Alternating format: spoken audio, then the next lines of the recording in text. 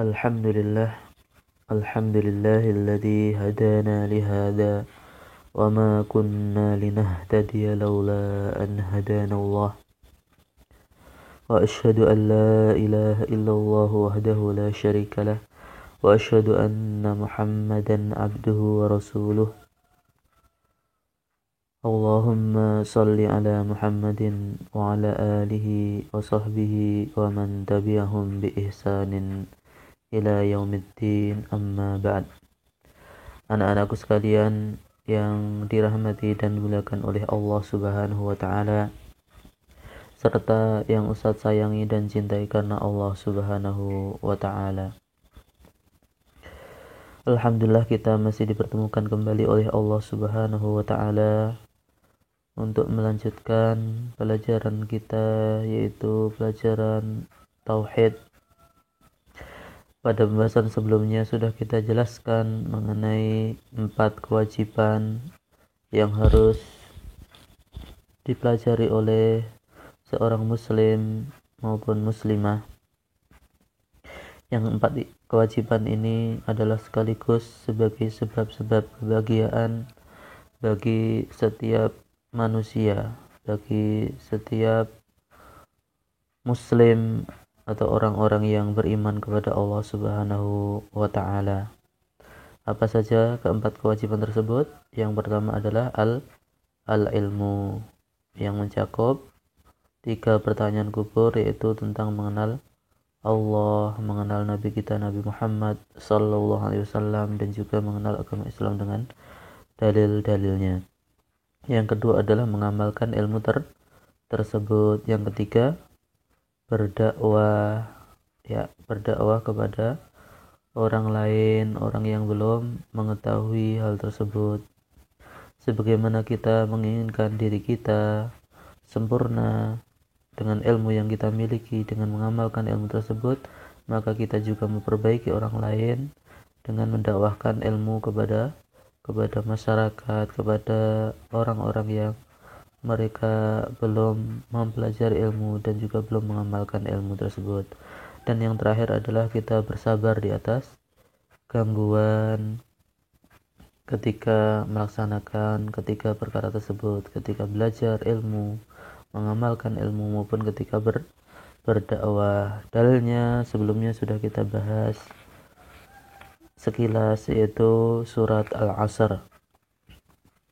Surat Al-Asr ini cuman ada tiga ayat. Anak-anakku sekalian yang dirahmati dan dimuliakan oleh Allah Subhanahu wa taala, pada pertemuan kali ini kita insyaallah akan membahas tafsir ringkas surat Al-Asr, dan kalau masih ada waktu kita akan menjelaskan bagaimana komentar Imam Asy-Syafi'i rahimahullahu taala berkaitan dengan surat ini. Bismillahirrahmanirrahim. Dengan nama Allah yang Maha Pengasih lagi Maha Penyayang. Wal 'asr, demi masa. Innal insana lafi khusr, sungguh manusia berada di dalam kerugian. Illal ladzina amanu wa 'amilus solihati wa tawasaw bil haqqi wa tawasaw bis sabr, kecuali orang-orang yang beriman dan mengerjakan kebajikan atau amal yang soleh, serta saling menasihati untuk menetapi kebenaran dan saling menasihati untuk menetapi kesabaran. Anak-anakku sekalian yang dirahmati dan dimuliakan oleh Allah Subhanahu wa taala, surat ini walaupun surat pendek, hanya terdiri dari 3 ayat saja, akan tapi mengandung makna yang sangat mendalam dan juga luas. Hal ini pernah disampaikan langsung oleh sahabat Amr bin As ketika beliau bertemu dengan Musailamah, atau yang lebih tepatnya adalah Musailimah,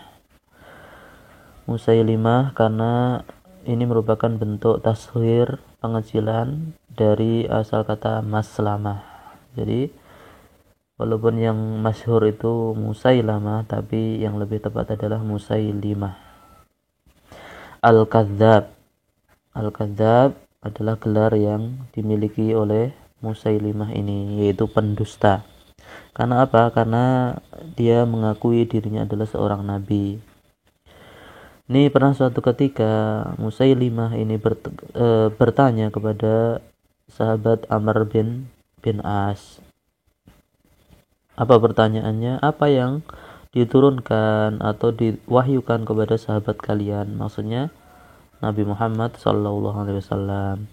Maka sahabat Amr bin As menjawab, telah diwahyukan kepada Rasulullah SAW sebuah surat yang ringkas tetapi padat makna, yakni mengandung seluruh bentuk kebaikan. Lalu beliau membacakan surat Al-Asr ini secara lengkap di hadapan Musailimah. Kemudian Musailimah pun menukas, aku pun baru saja diwahyukan sebuah surat semakna itu. Lalu Musailimah mulai membacakan sebuah ucapan berupa omongan kosong. Dan omongan ini seperti ucapannya orang pikun. Setelah selesai ia menoleh kepada sahabat Amr bin As dan bertanya, apa pendapatmu pada surat yang baru saja turun kepadaku? Maka sahabat Amr bin As yang ketika itu belum masuk Islam langsung menyaut dengan ucapan beliau. Nah, ini dicatat ya, ini catatan ucapan yang sangat bagus dari sahabat Amr bin As kepada Musailimah al-Kadzab. Beliau berkata, wallahi innaka lata'lamu anni a'lamu annaka kadzib. Demi Allah, sungguh kamu pasti tahu bahwa aku telah mengetahui bahwa kamu adalah seorang pendusta. Jadi Amr bin As pun tahu bagaimana omongannya Musailimah al-Kadzab ini adalah omongan yang enggak benar. Maka walaupun dia belum masuk Islam sudah punya keyakinan seperti itu. Sudah meyakini bahwasanya Musailimah itu adalah seorang pendusta, maka sangat layak digelari dengan Al-Kadzab. Anak-anakku sekalian yang dirahmati dan dimuliakan oleh Allah Subhanahu wa taala, yang menjadi pendalilan adalah bahwa surat Al-Asr adalah surat yang pendek tetapi padat makna dan mengandung seluruh bentuk kebaikan. Anak-anakku sekalian yang dirahmati dan dimuliakan oleh Allah Subhanahu wa taala, dalam surat Al-Asr ini kita runtut ayat yang pertama. Allah bersumpah dengan Al-Asr ya, wal asr. Ini Allah SWT bersumpah dengan Al-Asr yang artinya masa atau waktu atau tempat, ruang segala kejadian yang baik maupun yang buruk. Jadi Allah SWT bersumpah dengan Al-Asr. Al-Asr bisa artinya masa atau waktu asar. Kemudian pada ayat yang keduanya, ketika Allah SWT bersumpah dengan Al-Asr tadi, dijelaskan oleh Allah Subhanahu wa taala, innal insana lafi khusr. Setiap manusia akan merugi.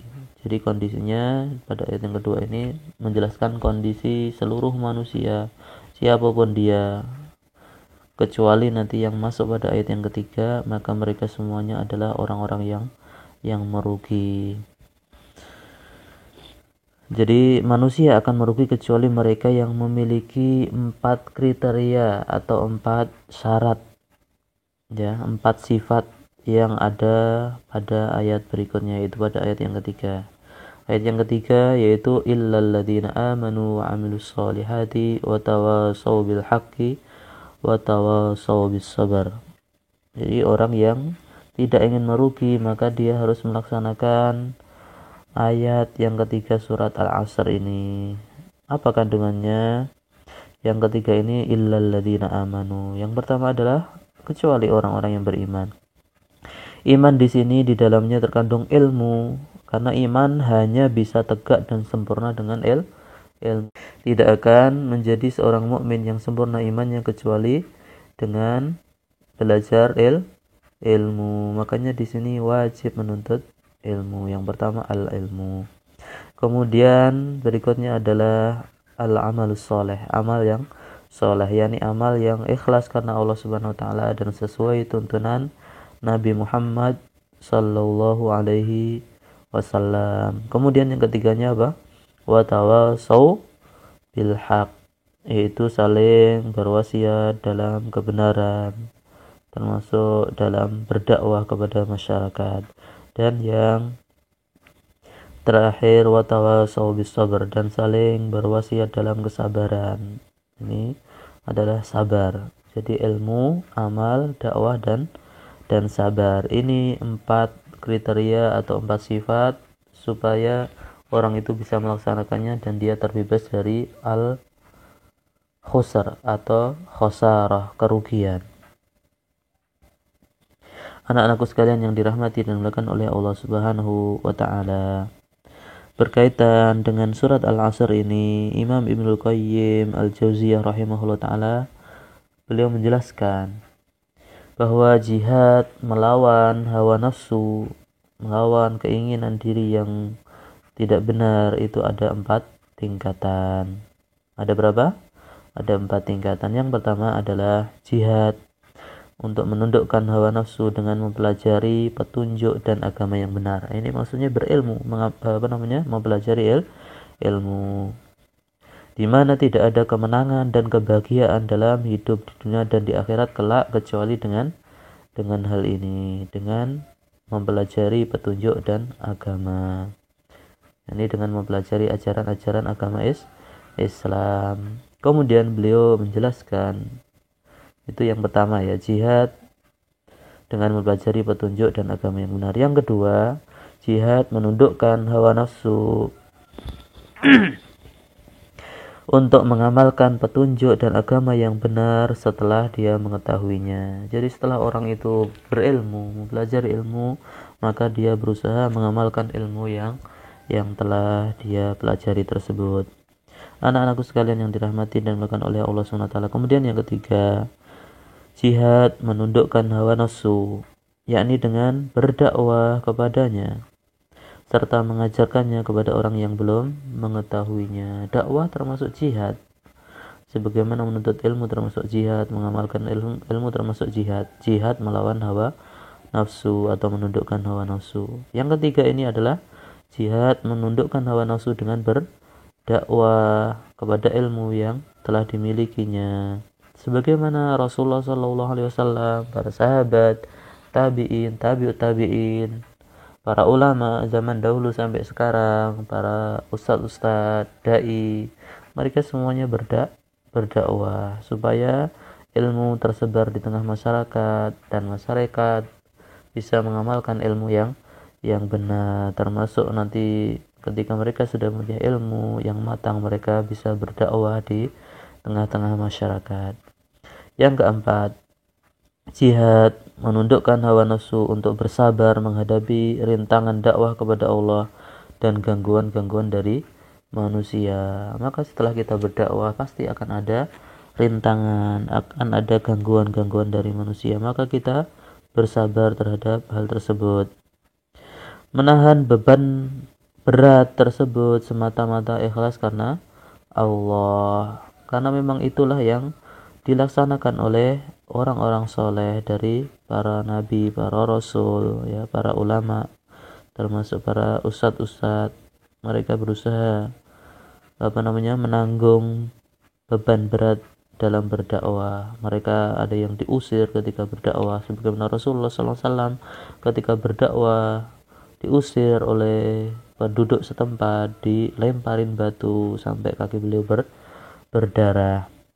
Jika seorang telah mampu menyempurnakan keempat tingkat tersebut, maka dia termasuk golongan ulama rabbani atau rabbani, orang yang telah mempelajari ilmu dari fase-fase awal, naik, akhirnya dia menjadi sempurna dengan mendapatkan julukan rabbani, orang yang berilmu, ya, mengamalkan ilmu, mendakwahkan ilmu, bersabar di atas ketika mendapatkan gangguan, ketika melaksanakan ketiga perkara tersebut.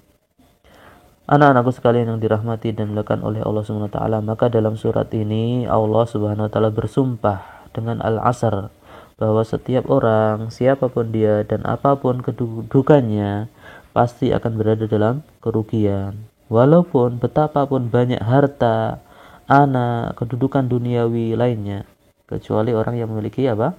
4 sifat tersebut yang disebutkan dalam surat Al-Asr. Yakni apa? Yang pertama adalah iman, yang mana iman meliputi seluruh hal yang mendekatkan diri kepada Allah berupa akidah atau keyakinan yang benar dan ilmu yang bermanfaat. Kemudian yang kedua adalah amal soleh yang meliputi setiap perkataan dan perbuatan yang mendekatkan diri kepada Allah dengan dilandasi keikhlasan karena Allah SWT dan mengikuti petunjuk Rasulullah Sallallahu Alaihi Wasallam. Kemudian yang ketiganya apa? Dakwah, yakni saling berwasiat untuk mengerjakan kebenaran atau kebaikan dan menganjurkan mereka untuk mengerjakan kebaikan tersebut. Dan yang terakhir adalah sabar, yakni hendaknya satu sama lain saling mewasiatkan kesabaran dalam menjalankan perintah Allah, meninggalkan apa saja yang diharamkan oleh Allah, dan juga sabar dalam menanggung takdir atau ketentuan-ketentuan Allah yang buruk dan menyakitkan bagi seorang hamba. Anak-anakku sekalian yang dirahmati dan dimuliakan oleh Allah Subhanahu wa taala, wasiat dalam menetapi kebenaran dan kesabaran juga meliputi amar ma'ruf nahi mungkar. Jadi kita berusaha apa? Amar ma'ruf nahi mungkar, mengajak atau memerintahkan kepada kebaikan dan melarang orang dari perbuatan yang mungkar atau yang buruk, yang jelek. Yang ini merupakan syarat tegaknya umat, kebaikan, kemajuan, kemuliaan, dan keutamaan Islam dan kaum muslimin. Hal ini sebagaimana disebutkan dalam firman Allah Subhanahu wa taala, yakni dalam surat Ali Imran ayat 110.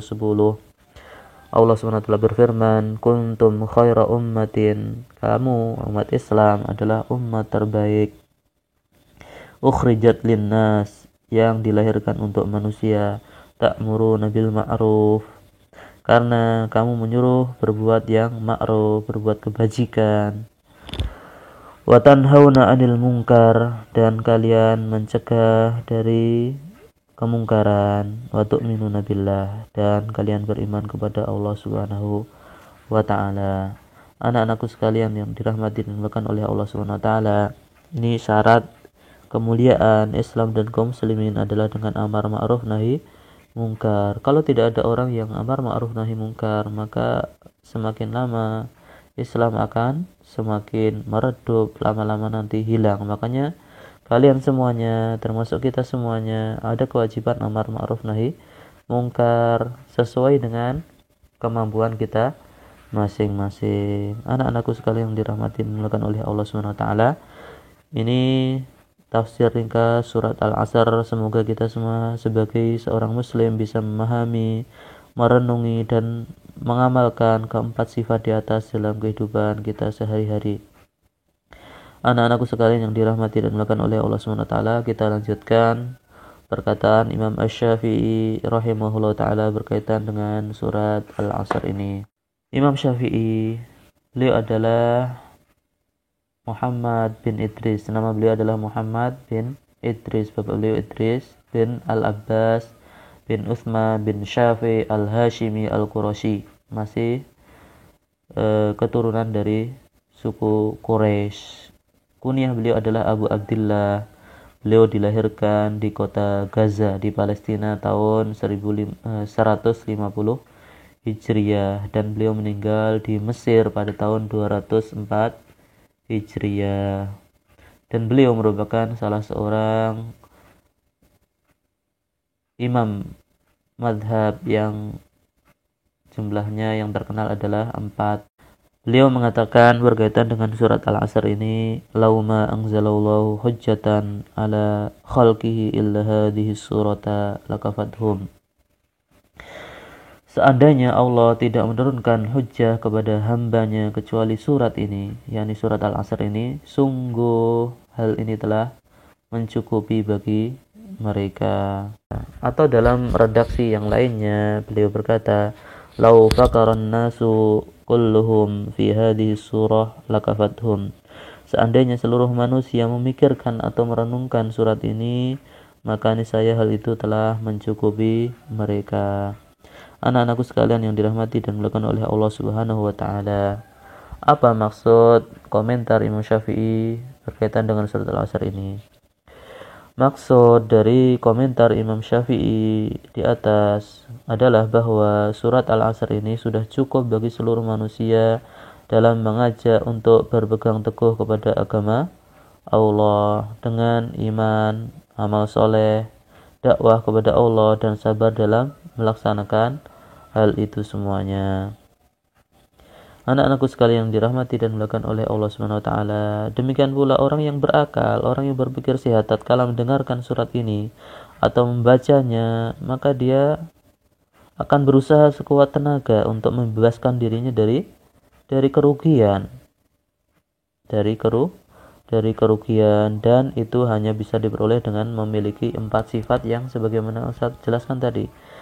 Ya, iman yang di situ mencakup ilmu, kemudian amal soleh, saling berwasiat untuk menetapi kebenaran, yakni dengan berdakwah, dan saling berwasiat untuk menetapi kesabaran. Anak-anakku sekalian yang dirahmati dan dimuliakan oleh Allah Subhanahu wa taala, pada surat Al-Asr ini pula sudah menjadi hujjah atau dalil, bukti yang cukup bagi setiap orang untuk mengetahui jalan yang benar dan lurus, yang sudah selayaknya bagi setiap muslim berjalan di atas jalan tersebut. Karena kehidupan itu tidak akan lepas dari 4 ini, ya, iman yang mengandung ilmu, kemudian amal, dakwah, dan sabar.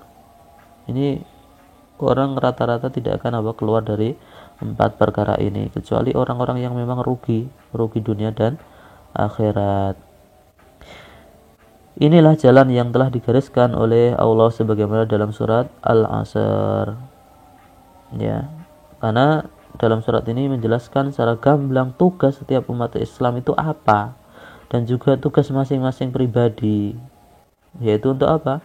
Senantiasa dia menjaga imannya, dia berilmu, beramal soleh, saling mewasiatkan untuk menetapi kebenaran, yakni dengan berdakwah, dan saling mewasiatkan untuk menetapi kesabaran. Anak-anakku sekalian yang dirahmati dan dimuliakan oleh Allah Subhanahu wa taala, alangkah agung dan betapa pentingnya surat ini sampai para ulama salaf, ulama zaman dahulu, ketika akan berpisah kepada temannya, kepada sesamanya, mereka pasti saling membacakan surat ini hingga seakan-akan surat Al-Asr ini seperti sebuah perjanjian yang harus ditepati di antara mereka, dan sebagai jalan yang senantiasa ditempuh dan dilewati sepanjang kehidupan mereka. Oleh karenanya, wahai anak-anakku sekalian, Syekhul Islam Ibnu Taimiyah ketika membawakan perkataan Imam Syafi'i di atas, maka beliau pun berkomentar. Apa komentar beliau terhadap komentarnya Imam Syafi'i berkaitan dengan surat Al-Asr?